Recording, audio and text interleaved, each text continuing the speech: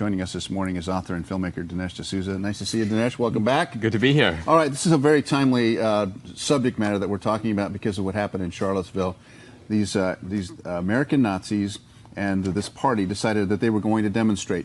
Counter-demonstrators joined in the fray, and what ended up was, of course, the death of this unfortunate death of this woman, the death of 2 police officers in a helicopter. All of this is just part of what we call American history. This is just because people have the right to demonstrate, and even the mayor of Charlottesville said this could have been a very peaceful demonstration were it not for some of the conflict. So let's get into your book, The Big Lie. What's really the origin of all of this? Well, ultimately, what these skirmishes are about is a narrative of American history. Who are the good guys? Who are the bad guys? Mm-hmm. And part of why the media is running with this whole Charlottesville narrative is it seems on the surface to support the idea that the bad guys are the right-wingers. Here you've got these neo-Nazis, these KKK guys. They seem to be for Trump. The good guys are fighting against them. But the whole thing is a kind of scam. And by that I mean, number one, the guy who organized this hate rally turns out to be a former Obama guy and an Occupy Wall Street guy. So right away, it's a little suspect. Number two, supposedly the demonstration was because they want to pull down this monument of Robert E. Lee. Robert E. Lee.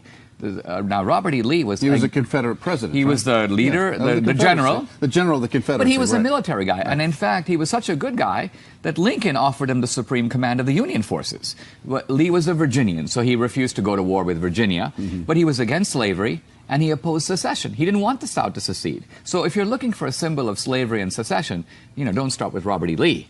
There are lots of bad guys. Robert Byrd, we were mentioning a moment ago. Senator Byrd from West Virginia. Senator Byrd was a high-up guy in the West Virginia Ku Klux Klan. And yet here's a guy who was called the conscience of the Senate, lionized by Hillary, Obama, Bill Clinton was at his funeral. Half of West Virginia is named after this guy. You drive up West Virginia, Robert Byrd School, Robert Byrd Highway, Robert Byrd this. He was a grand wizard with the KKK. And no one's pulling his statues down. So part of what I'm getting at is this. The left has sort of constructed this lie that the Klan was on the right. The Klan was actually the domestic terrorist arm of the Democratic Party. That the Nazis were on the right. Wait a minute. Hitler was a National Socialist. That was the name of his party. Mm-hmm. Mussolini was a Marxist. So the real fascists were on the left. And in fact, they were in bed with the American left. So how did this get twisted? After World War II, when the images of the concentration camps came out, these emaciated people, fascism became totally discredited. Mm-hmm. And the progressives who were coming to power in America, in the academy, in the media, they knew the record. And they were like, we better cover this up. We don't want young people to link us with all this horrible stuff. So we're going to try to move fascism from the left-wing column, where it's always belonged, into the right-wing column, so we can smear our opponents from now on with the fascist label. It appears that they have been successful, though. They've been very successful, and this book is a sort of detoxifier. It's an antidote to these big lies. And by blowing up these big lies, we take away these false narratives. Because people talk about fake news. I'm into fake scholarship and fake history. And that's a big problem in this country, too. But how do you denounce hate? I mean, the thing about this is that the label is hate. Okay, we are against hate. We do not want to promote hate. Yet the First Amendment provides a forum for hate, or for anything that's different than what you believe. Anyone can say whatever they want, be it hate speech or not hate speech. How do you see that? Well, the way I see it is that you cross the line from speech into violence when you start beating people up and killing them, right? Sure, so yeah. The guy who plowed that's into just criminal. That's criminal behavior. Yeah. Now, there were 200 people arrested for rioting, felony rioting, that's the charge, at the Trump inauguration. Now, normally these leftists are like, listen, we're noble rioters, put us in jail overnight, we'll be martyrs in the morning. Mm-hmm. But felony rioting is a crime with 5 to 10 years in prison. So if you want to lock up the white supremacists, and you should, who killed that woman, let's make sure we prosecute these dudes too, and let's see some prison sentences. Once we hold people accountable to the law, some of this will subside. So when I read this book, The Big Lie, what surprise am I going to read in this book? That JFK liked Hitler? That's a big surprise. The FDR was a fan of Mussolini, but I'll give you a bigger surprise. The Nazis, Hitler, developed some of their most genocidal schemes by taking ideas straight from the Democratic Party. I'm not saying that they were similar. I'm saying the Nazis got it. That seems outrageous to me. Well, I'll give you an example. So the Nazis are sitting in 1935. They're drafting the Nuremberg laws against Jews. And they go, we are great. We're creating the world's first racial state. One of the Nazis stands up and he goes, I studied in America the Americans have beaten us to the punch. The Democrats in the South already have segregation. They already have state-sponsored discrimination. They already outlaw intermarriage. Everything we're trying to do to Jews, they do to blacks. Let's take their laws. We'll cross out the word black, we'll write in the word Jew, and we're home free. So the Nazis then pulled together all these American laws. We have the transcripts of these Nuremberg meetings. The book it's a window into history and a part of history that's not in our textbooks, but will be mind-blowing when people read it. Why do they want to quash this? They want to quash it because it spoils their meta story.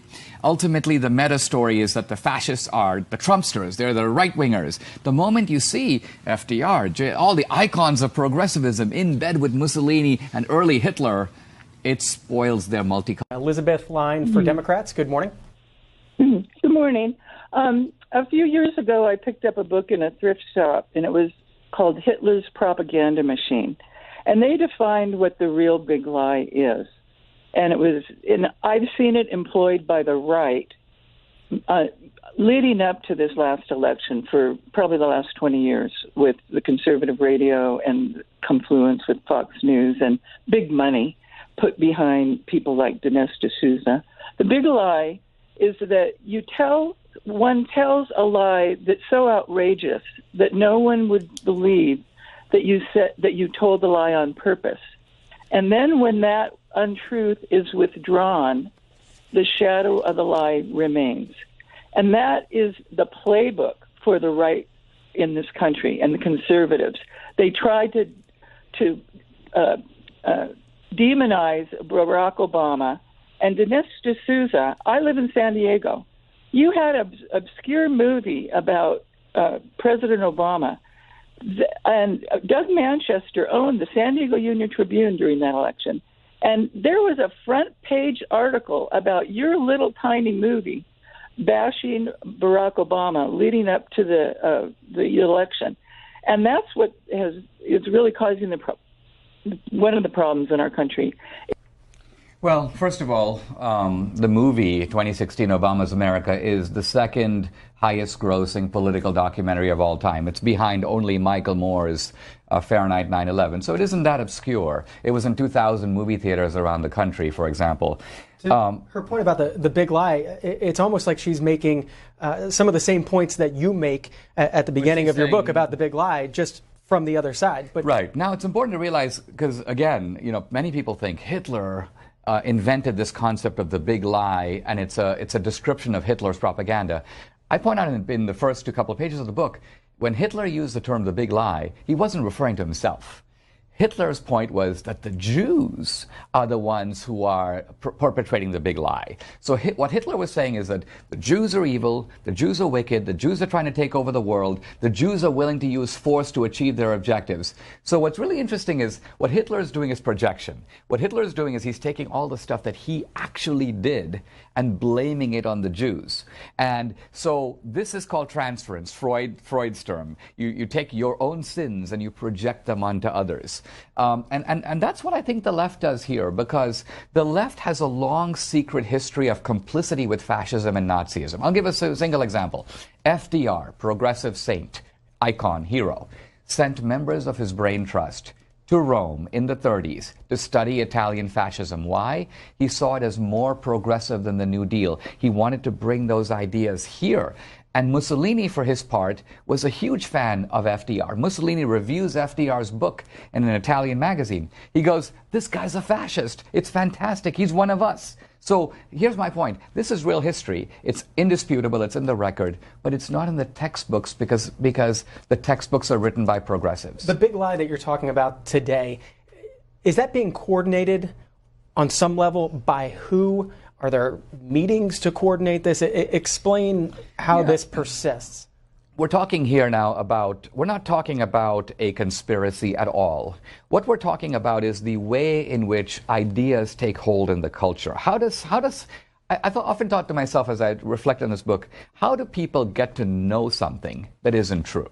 How does that happen? Well, the way it happens is the idea begins to circulate, very typically in academia.